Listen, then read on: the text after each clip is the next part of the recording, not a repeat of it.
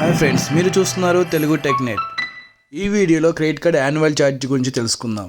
కొన్ని credit కార్డ్స్కి annual charge అనేది భారీగానే ఉంటుంది. ప్రతి సంవత్సరం కూడా వాళ్ళకి యాన్యువల్ ఛార్జెస్ అనేవి కట్ అవుతూనే ఉంటాయి.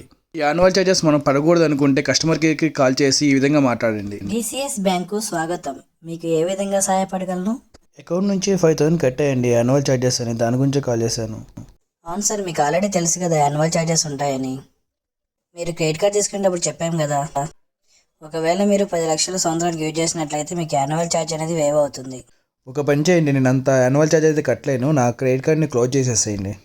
మీ కార్డు మీద చాలా ఆఫర్స్ అండ్ బెనిఫిట్స్ ఉంటాయి కదా సార్, ఎందుకు సార్ క్లోజ్ చేసుకోవడం? వద్దండి, ఆఫర్స్ ఉన్న బెనిఫిట్స్ ఉన్నా నాకు వద్దు, ఎందుకంటే నేను అంత యాన్యువల్ ఛార్జ్ అనేది కట్టలేను, నాకు వద్దు, క్లోజ్ చేసేసేయండి. సార్, మీరు మాకు వాల్యుబుల్ కస్టమర్ కాబట్టి మీకు ఒక ఆఫర్ ఇస్తున్నామండి. ఈ మెయింటైన్ ఛార్జెస్ అనేది యాన్యువల్ ఛార్జ్ని మేము వే ఆఫ్ చేస్తున్నాము, మీరు కట్టాల్సిన అవసరం ఉండదు. మీరైతే ఈ కార్డుని యూజ్ చేస్తూనే ఉండండి సార్, మీ కార్డు మీద యాన్యువల్ ఛార్జెస్ తీసేస్తున్నాము. సో ఈ విధంగా మనం మాట్లాడినప్పుడు క్రెడిట్ కార్డ్ ఇష్యూ చేసే ఏ బ్యాంకు వాళ్ళైనా తన వాల్యుబుల్ కస్టమర్ని పోగొట్టుకోవడానికి చూడరు. సో మీ ఛార్జెస్ అనేది వేవ్ చేస్తారు. ఈ వీడియో మీకు యూజ్ అయితే సబ్స్క్రైబ్ చేయొచ్చు కదా.